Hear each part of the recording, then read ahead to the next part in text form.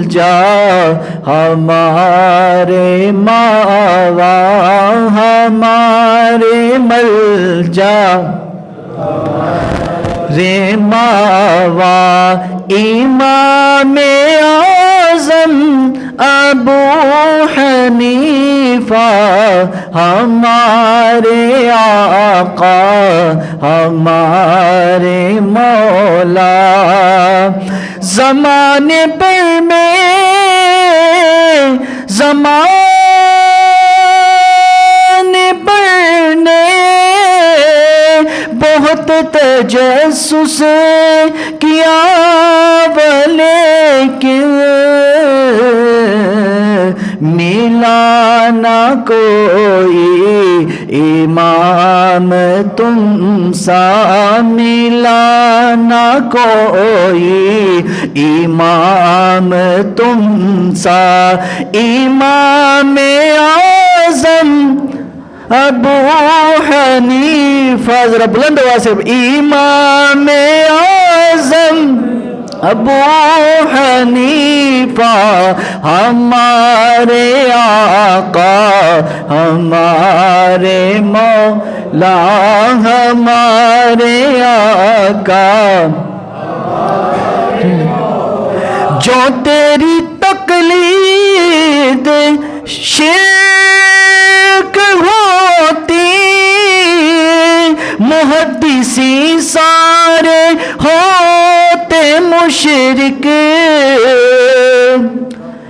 جو تیری تقلید ہوتی شرک جو تیری تقلید شرک ہوتی محدثین سارے ہوتے مشرک کئی لوگ کہتے ہیں تقلید یہ شرک ہے بھائی اللہ رسول پڑھو قرآن پڑھو خود ہی عمل کرو ہمیں دین بھی ملا ہے قرآن ملا ہے تو وسیلے سے ملا ہے اور دین کا سب سے بڑا وسیلہ ہمارے لیے امام ابو حنیفہ ہے امام ابو حنیفہ ہے تو کئی لوگ کہتے ہیں یہ ایسے اپنے آپ کو حنفی کہتے ہو یہ بھی مسجد کا نام بھی ماشاءاللہ جامعہ مسجد حنفیہ ہاں جی امام ابو حنیفہ کے نام پر یہ مسجد ہے تو آج اسی مسجد میں اسی امام کا ذکر جس کے نام پر یہ مسجد ہے چونکہ 2 شعبان کو حضرت امام ابو حنیفہ کا یوم وصال ہے عرس ہوتا ہے آپ کا بڑے لوگوں کو نہیں پتا ہم جس امام کے پیروکار ہے جس نے ہم نے نماز کا طریقہ نبی پاک کی احادیث کے ذریعے سے ہم تک پہنچایا تو کئی لوگ کہتے ہیں نا بھائی یہ تقلید کرنا کیا ہے شرک ہے کئی ہمارے غیر مقلد بھائی کہتے ہیں جی تقلید نہیں کرنی چاہیے بس خود ہی قرآن پڑھو حدیث پڑھو تو بھائی اگر تقلید کرنا غلط ہوتا تو میں ایک چیز سمجھانا چاہتا ہوں جو مفتی صاحب نے شعر میں کہی ہے یہ شعر ذرا غور سے سننا اس کا جواب اسی میں ہے جو تیری تقلید شرک ہوتی محدثین سارے ہوتے مشرک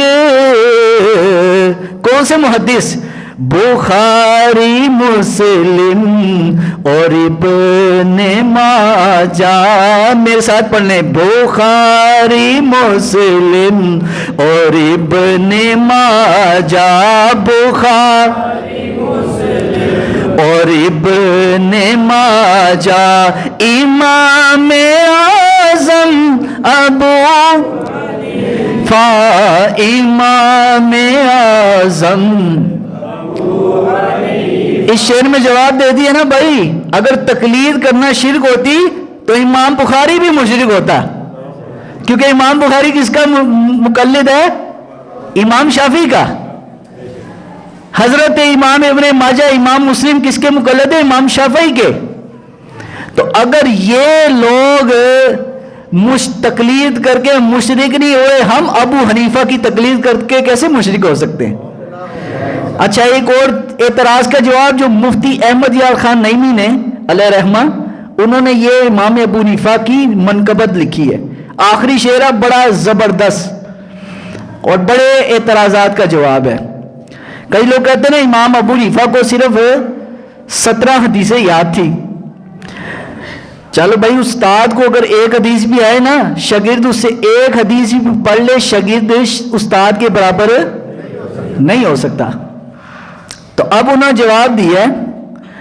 کہ جتنے بھی یہ دعویٰ ہے بہت بڑا کہ جتنے امام گزرے ہیں سارے امام ابو حنیفہ کے بالواسطہ یا بلا واسطہ شاگرد ہیں. ایسے نہیں کہہ رہا میں شاید تقریر میں بتاؤں گا، لیکن اس کا جواب اس شعر میں ہے. آپ فرماتے ہیں کہ جتنے فقہا محدثی ہیں تمہارے خزمن کے خوشاچی ہیں، ہو واسطے کے یا بے وسیلہ امام اعظم ابو حنیفہ، امام اعظم امام اعظم ابو حنیفہ، سراج تو ہے بغیر تیرے جو کوئی سمجھے حدیث و قرآن، پھرے بھٹکتا نہ کوئی پائے، پھرے بھٹکتا نہ پائے رستا، امام اعظم ابو حنیفہ ہمارے آقا ہمارے مولا. بعد الحمد والصلاۃ اللہ کی عزت و احترام و تکریم. معزز سامعین حاضرین، 2 شعبان المعظم حضرت امام الائمہ سراج الامہ حضرت امام ابو حنیفہ رحمۃ اللہ علیہ کا یوم وصال ہے. امام ابو حنیفہ رحمۃ اللہ علیہ ہمارے اسلام کے جو 4 بڑے جو فقہ ہیں، فرقہ نہیں، کیا بولا میں نے؟ فقہ کہتے ہیں سمجھ کو، ایکسپلینیشن آف اسلام، دین اسلام کی وضاحت، جنہوں نے قرآن و حدیث کو واضح کیا، آسان کیا لوگوں کے لیے سمجھنے کے لیے، تو اس کو کہتے ہیں عربک زبان میں فقہ. کیا کہتے ہیں؟ لوگ کہتے ہیں اے فرقے بنائے نے 4 بڑے فرقے، وہ فرقے نہیں بھائی، فقہ ہیں.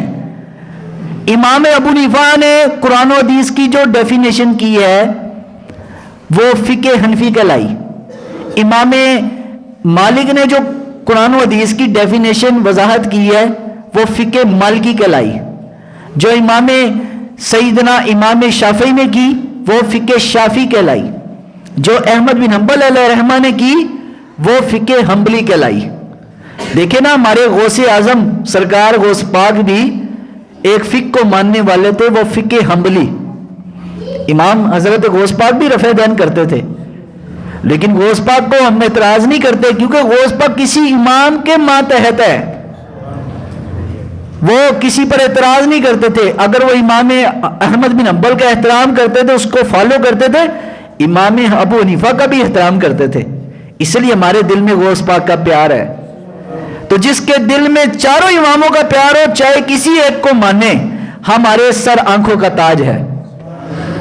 تو امام ابو حنیفہ رحمۃ اللہ علیہ آپ کا یوم جو وصال ہے یہ 2 شعبان ہے. یہ ہمیں پتہ ہونا چاہیے، اپنی نسلوں کو بتاؤ.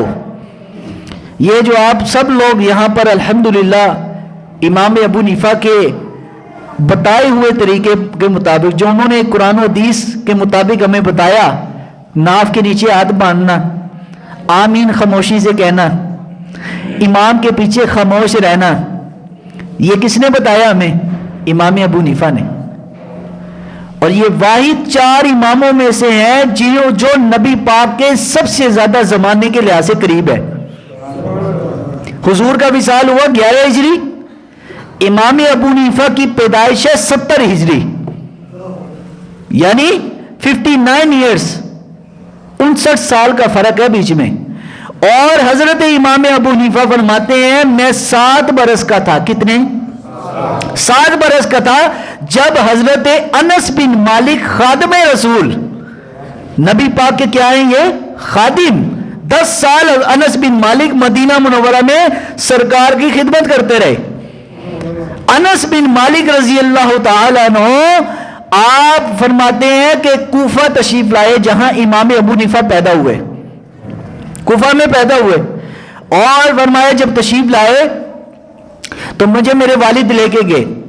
فرمایا پہلی دفعہ میں نے تب دیکھا حضرت انس بن مالک کو, دوسری بار جب حج کے موقع پر میرے والد مجھے لے کے گئے, تب بھی میں 7 سال کی عمر تھی میری. جب میں مکہ پہنچا, صحن کعبہ میں ایک حلقہ درس لگا ہوا, لوگ جمع ہیں, تو میں نے ابا جان سے پوچھا ابا جی یہ کون ہے؟ تو امام ابو حنیفہ کے والد حضرت ثابت, جن کو گٹی حضرت علی المرتضیٰ نے دی, مولا علی کو گٹی نبی پاک نے دی, حضرت علی نے گٹی امام ابو حنیفہ کے والد کو دی, اور امام ابو حنیفہ نے اپنے بیٹے ابو حنیفہ علیہ رحمہ امام اعظم کو گٹی دی. یہ گٹیوں کا اثر کہاں تک جاتا ہے؟ اب میں ذرا یہاں پر بڑے مزے کی بات بتاؤں. داتا صاحب علیہ رحمہ نے کشف المجوب میں یہ بات لکھی ہے. یحییٰ, حضرت یحییٰ ایک بزرگ گزرے, یحییٰ بن معین غالباً ان کا نام ہے, مجھے نام پورا یاد نہیں, لیکن یحییٰ نام ان بزرگوں کا. 11ویں باب میں کشف المجوب کا 11واں حصہ 11واں باب, اس میں یہ بات لکھی ہے کہ وہ انہوں نے خواب میں نبی پاک کو دیکھا صلی اللہ علیہ وسلم, حضور علیہ السلام کو دیکھا. عرض کہ یا رسول اللہ صلی اللہ علیہ وسلم میں آپ کو اگر پانا چاہوں تو کہاں پاؤں, آپ سے ملاقات کرنا چاہوں تو کہاں پہ کروں؟ آئینہ اطلبک, یا رسول اللہ میں آپ کی طلب میں ہوں, آپ کی تلاش میں ہوں, تو میں آپ کو کہاں پر آپ سے ملاقات ہو جائے گی؟ حضور نے فرمایا کہ تم ابو حنیفہ کے درس میں چلے جانا, ابو حنیفہ کے علم میں میرے ساتھ ملاقات ہو جائے گی. جہاں ابو حنیفہ بیان کر رہا ہوگا وہاں میرے ساتھ ملاقات ہوگی. خواب میں بتایا, اتنی شان ہے نام ابو حنیفہ علیہ رحمہ. اور داتا صاحب نے پھر ایک خواب دیکھا کہ حضور علیہ السلام نے اپنے گود میں ایک بزرگ کو اٹھایا, سفید ریش. تو میں نے پوچھا یا رسول اللہ صلی اللہ علیہ وسلم یہ آپ کی گود میں کون ہے؟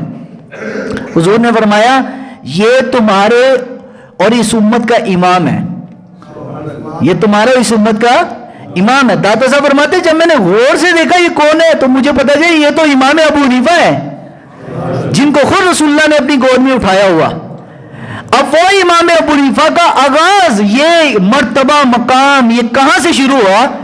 پہلا تو وہ گٹی کا اثر, دوسرا اثر امام ابو حنیفہ کو کہ باپ 7 سال کی عمر میں امام ابو حنیفہ کے والد حضرت ثابت حضرت انس بن مالک کی صحبت میں لے کے گئے کہ بیٹا یہ رسول اللہ کے صحابی انس بن مالک کا حلقہ حدیث ہے, یہاں پر آؤ اور ان سے حدیث سنو.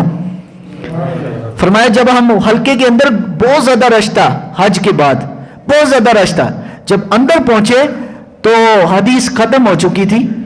تو میں حضرت ثابت فرماتے ہیں میں نے امام ابو حنیفہ کو قریب کیا حضرت انس بن مالک کے, اور اس کیا کہ حضور ہم آتے آتے دور تھے, حدیث نہیں سن سکے, آپ میرے بیٹے کو نبی پاک کی کوئی حدیث سنا دے, سرکار کی حدیث سنا دے.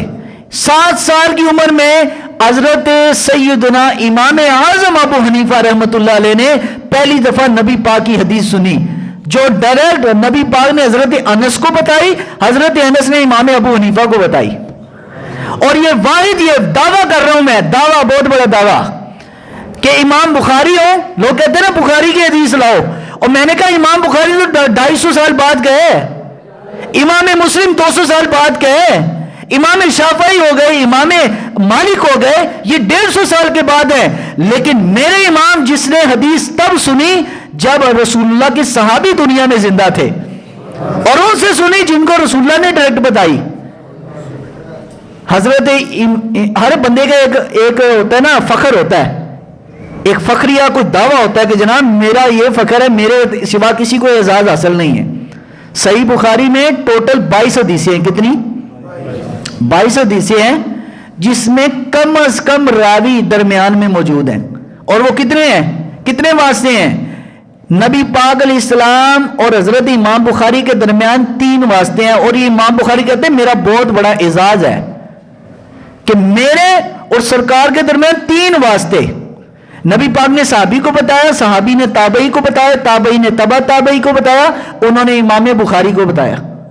یہ 3 واسطے بیچ میں، کہتے ہیں میرے پاس بڑا اعزاز ہے کہ 22 حدیثیں ہیں، لیکن میرے امام ابو حنیفہ رحمۃ اللہ علیہ کے پاس 17 حدیثیں وہ ہیں جو امام ابو حنیفہ اور نبی پاک کے درمیان ایک ہی واسطہ ہے، اور صحابی رسول کا ہے۔ تو بتائیں جس کا زمانہ بعد میں حدیث زیادہ صحیح اس کی ہوگی یا جو قریب زمانہ کا ہے؟ تو حضرت امام ابو حنیفہ کا یہ مقام ہے۔ تو امام اعظم ابو حنیفہ پر یہ اثر کس کا ہوا؟ ایک والد کی گھٹی کا، دوسرا حضرت انس بن مالک کی صحبت کا۔ حضرت انس نے پھر حدیث بتائی، فرمایا میں نے آقا علیہ السلام سے سنا کہ حضور نے فرمایا جس شخص نے دین کا علم پڑھنا شروع کیا، ایک تو اللہ خود اس کے رزق کا ذمہ دار ہو جاتا ہے، اور دوسرا یہ کہ اس کو وہاں سے عطا کرتا ہے جہاں سے اس کا گمان بھی نہیں ہوتا۔ امام صاحب فرماتے پھر میں بڑا ہوا بہرحال، لیکن دین ابھی پڑھنا شروع نہیں کیا، جوان ہوا، بالغ ہوا، 20 سال کی عمر، تو کوفہ کے بازار میں میری ملاقات ہوئی حضرت ابراہیم نخعی علیہ رحمہ۔ ابراہیم نخعی کون ہے؟ یہ ڈائریکٹ شاگرد ہیں حضرت عبداللہ بن مسعود کے، اور عبداللہ بن مسعود کون ہے؟ جن کو خود رسول اللہ علیہ السلام نے مدینہ منورہ کی مسجد کا استاد بنایا، صحابہ کو پڑھانے کے لیے استاد بنایا۔ کن کو بتاؤ؟ صحابہ میں 2 بڑے ذہین و فطین صحابہ ہیں جن کا فقاہت کے اندر بڑا ذہن تھا۔ ایک سب سے پہلے مولا کائنات جناب علی المرتضی شیر خدا سیدنا علی رضی اللہ تعالیٰ عنہ، اور دوسرے عبداللہ بن مسعود، اور نبی پاک کے پیچھے سب سے زیادہ قریب سرکار کے نماز میں یہ دونوں کھڑے ہوتے تھے۔ اور بھی صحابہ تھے لیکن انہوں نے روایتیں بہت بیان کی ہیں۔ تو امام حضرت عبداللہ بن مسعود اور حضرت سیدنا علی المرتضی، ان کے شاگرد ابراہیم نخعی، حضرت حماد۔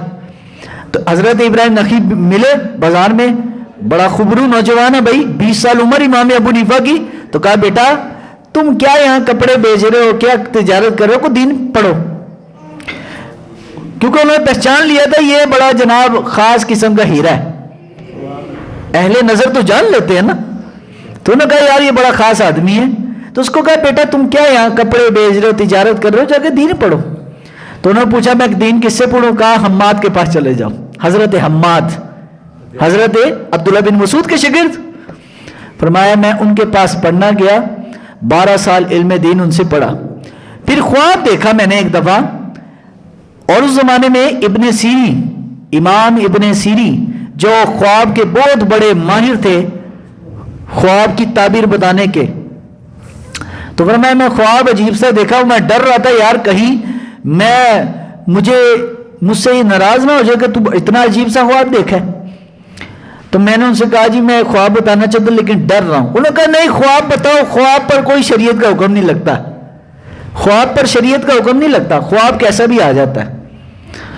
تو انہوں نے خواب بتایا کہ میں نے خواب میں دیکھا حضرت امام ابو حنیفہ علیہ رحمہ، وہاں سے امام ابو حنیفہ کا ایک عروج شروع ہوا، ایک نام بنا۔ خواب کیا تھا؟